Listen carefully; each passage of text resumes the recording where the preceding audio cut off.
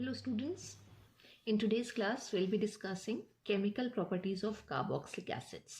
Carboxylic acids यानी जिसमें functional group क्या लगा होगा COOH और उसके साथ ये कार्बन के साथ या तो एल्काइल ग्रुप या फिर एराइल ग्रुप कनेक्टेड होगा।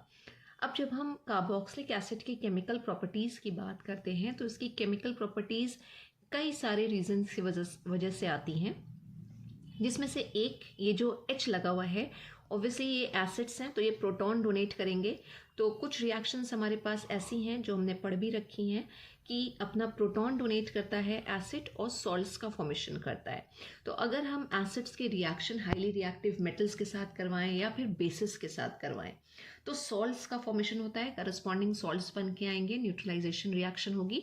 वो क्या शो कर रही है वो केमिकल प्रॉपर्टीज़ कि वो रिएक्शन जो आ रही है वो due to the removal of hydrogen या due to the involvement of proton या रिमूवल ऑफ प्रोटॉन की वजह से आ रही है।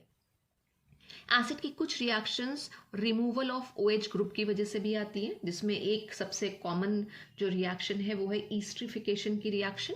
जैसे कि अगर हमारे पास एक एसिड है CH3COOH और उसकी रिएक्शन अगर हम इथाइल अल्कोहल के साथ करा रहे हैं, इथाइल अल्कोहल, तो ईस्टर्स बनते हैं।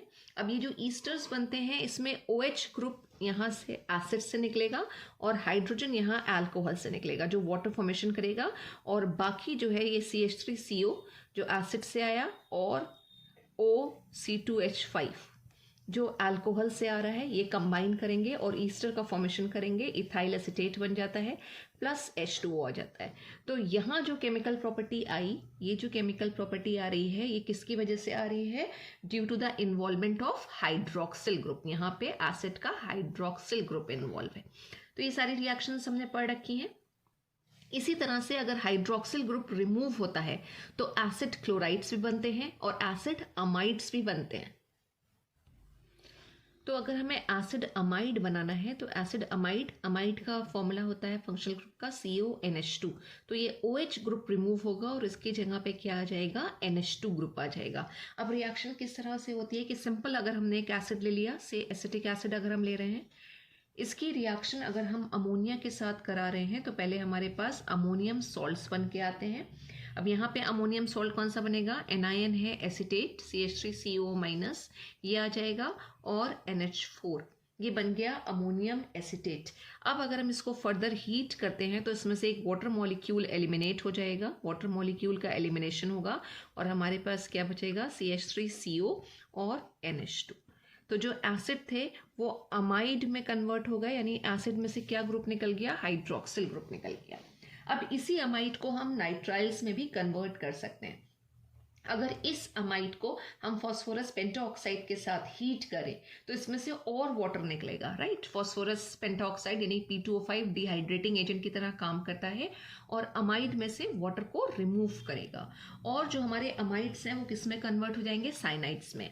रिएक्शन क्या आ जाएगी? CH3CONH2। अगर हमने ये अमाइड ले रखा है, नाम क्या होगा इसका? 2 कार्बन है तो दिस इज एसिटामाइड। तो एसिटामाइड को अगर हम P2O5 की प्रेजेंस में हीट कर रहे हैं, राइट, ये हीटिंग हम कर रहे हैं तो उसमें से हमें वाटर मॉलिक्यूल को एलिमिनेट करना है। अब वाटर मॉलिक्यूल अगर एलिमिनेट होगा तो ये H और ये O यहाँ से निकल गया, हमारे पास क्या बचेगा? CH3 और Cl। 2 कार्बन वाला यहाँ पे हमारे पास नाइट्राइल ग्रुप आ गया तो इसको हम क्या बोलेंगे? इथेन नाइट्राइल या फिर मिथाइल साइनाइड बन के आ गया।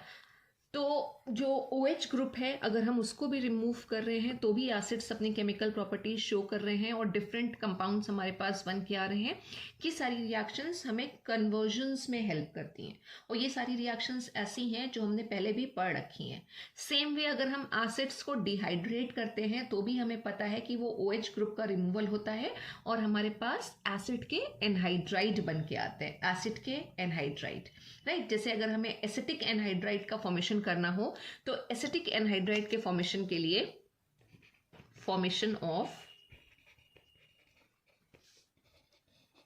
एसिड एनहाइड्राइड अगर हमें ये बनाना है तो हम एनहाइड्राइड कैसे बनाते हैं? जैसे हमने कहा कि हमें एसिटिक एसिड का एनहाइड्राइड बनाना है, यानी कि एसिटिक एनहाइड्राइड बनाना है तो हम उसके लिए क्या करेंगे? एसिटिक एसिड के 2 मॉलिक्यूल लिए CH3COOH एंड CH3COH। अब इसमें से एक OH और यहाँ से एक H हम एलिमिनेट करेंगे तो we will get this structure CH3 C double bond O, कुछ ऐसे होगा, ठीक है। और इसका O है और इसके पास सिर्फ CH3CO है, ये दोनों आपस में कुछ ऐसे कनेक्टेड होंगे and this is called acetic anhydride, या फिर IUPAC से बोलें तो इसका IUPAC हो जाएगा इथेनोइक एनहाइड्राइड। तो OH के रिमूवल से हमारे पास एसिड के एनहाइड्राइड्स भी बन के आते हैं। फिर अगर हम सिर्फ कार्बोनिल ग्रुप को इन्वॉल्व करें केमिकल प्रॉपर्टीज के लिए, तो हमारे पास हमने जो पढ़ा है कि जो एसिड्स हैं उनका अगर हम रिडक्शन करते हैं तो वो अल्कोहल्स में कन्वर्ट हो जाते हैं। तो ये जितनी रिएक्शंस हैं ये सारी हमारी करी हुई रिएक्शंस हैं। अब हम फोकस करेंगे कार्बोक्सिलिक एसिड की ऐसी रिएक्शन पे जो किसकी वजह से आ रही होंगी, पूरे ग्रुप की वजह से आ रही हैं, COH की वजह से आ रही होगी रिएक्शन, और या फिर एल्काइल ग्रुप से आ रही होगी। दो हमें रिएक्शन डिस्कस करना है जिसमें कार्बोक्सिलिक एसिड की केमिकल प्रॉपर्टीज या फिर केमिकल रिएक्शंस आइदर एल्काइल या एराइल ग्रुप की वजह से आ रही होंगी या COH, एक कंप्लीट COH की वजह से, पूरे फंक्शनल ग्रुप की वजह से। तो ऐसी कौन सी रिएक्शन है जो पूरे कार्बोक्सिल ग्रुप की वजह से आ रही है? उसमें से पहली रिएक्शन की हम बात करेंगे डीकार्बोक्सिलेशन। डीकार्बोक्सिलेशन, डीकार्बोक्सिलेशन का मतलब क्या हुआ? डी मीन्स एब्सेंट और कार्बोक्सिल, पूरा जो CO ग्रुप उसमें लगा हुआ है CO, उसको हम पूरा का पूरा रिमूव कर देंगे in form of carbon dioxide. मतलब अगर हमारे पास ये कुछ एसिड बना हुआ है, राइट, तो इसमें से पूरा CO2 रिमूव हो जाएगा, ये CO2 रिमूव हो जाएगा और ये बचेगा हमारे पास। तो एसिड्स में से कार्बन डाइऑक्साइड का रिमूवल या पूरा CO2 का रिमूवल इज कॉल्ड डीकार्बोक्सिलेशन। अब ये डीकार्बोक्सिलेशन हमें कहाँ कहाँ देखने को मिलता है? तो हमने एल्काइल हैलाइड में एक रिएक्शन पढ़ी थी, हंट्स-डीकर रिएक्शन, जहां हम एल्काइल हैलाइड का फॉर्मेशन कर रहे थे with the help of salts of carboxylic acid. तो एक कार्बोक्सिलिक एसिड का अगर हम सॉल्ट ले रहे हैं, से CH3COO, और सिल्वर सॉल्ट लेते हैं Ag प्लस Br2, इसके साथ अगर ये रिएक्शन हो रही है in presence of inert solvent CCl4, right, तो हमारे पास एल्काइल हैलाइड बनकर आएंगे और ये जो है COO, ये पूरा का पूरा ग्रुप रिमूव हो जाएगा in form of carbon dioxide, right. अब हमारे पास क्या बचेगा? ये CH3, इधर से Br, ये आ गया, मिथाइल ब्रोमाइड का फॉर्मेशन हुआ, प्लस CO2 पूरा रिमूव होगा और आ जाएगा AgBr का salt. This reaction is called Hunsdiecker reaction. Hunsdiecker reaction. तो this is an example of decarboxylation reaction. उसके अलावा जहाँ पे हमने बात करी थी मीथेन का फॉर्मेशन भी डीकार्बोक्सिलेशन से होता है, वो भी इसी कैटेगरी में फिट होगा या इसी कैटेगरी का ही एग्जाम्पल है। हमारे पास नई रिएक्शन कौन सी है इस कैटेगरी में? इनफैक्ट अगर हम एसिड्स में बात करें तो दो नई रिएक्शन जो हमारे पास है एसिड्स में कार्बोक्सिलिक एसिड्स में पढ़ने के लिए under the heading of chemical properties, उसमें से एक है श्मिट रिएक्शन। श्मिट रिएक्शन, ये रिएक्शन भी फिर रिपीट होती है जब चैप्टर पढ़ते हैं ऑर्गेनिक कंपाउंड कंटेनिंग नाइट्रोजन। तो ये श्मिट रिएक्शन आपको दोबारा देखने को मिलेगी। एक इंपॉर्टेंट रिएक्शन है, पूछ ली जाती है, इसलिए याद रखिएगा कि श्मिट रिएक्शन क्या है। अब इस रिएक्शन में आपको इंपॉर्टेंट चीज क्या याद रखनी है कि ये रिएक्शन जो होती है वो यूज होती है प्राइमरी अमीन के फॉर्मेशन के लिए। तो this reaction is used for the formation of primary amines, 1 degree amines बनाने के लिए श्मिट रिएक्शन यूज होती है। किस तरह से हम बनाते हैं? तो एसिड की हम केमिकल प्रॉपर्टीज की बात कर रहे हैं, तो एसिड तो हमें यूज करना ही करना है। तो हम सबसे कॉमन एसिड ले लेते हैं जिसके साथ हमारी सारी रिएक्शंस लिखी हुई हैं, और वो है एसिटिक एसिड CH3COH।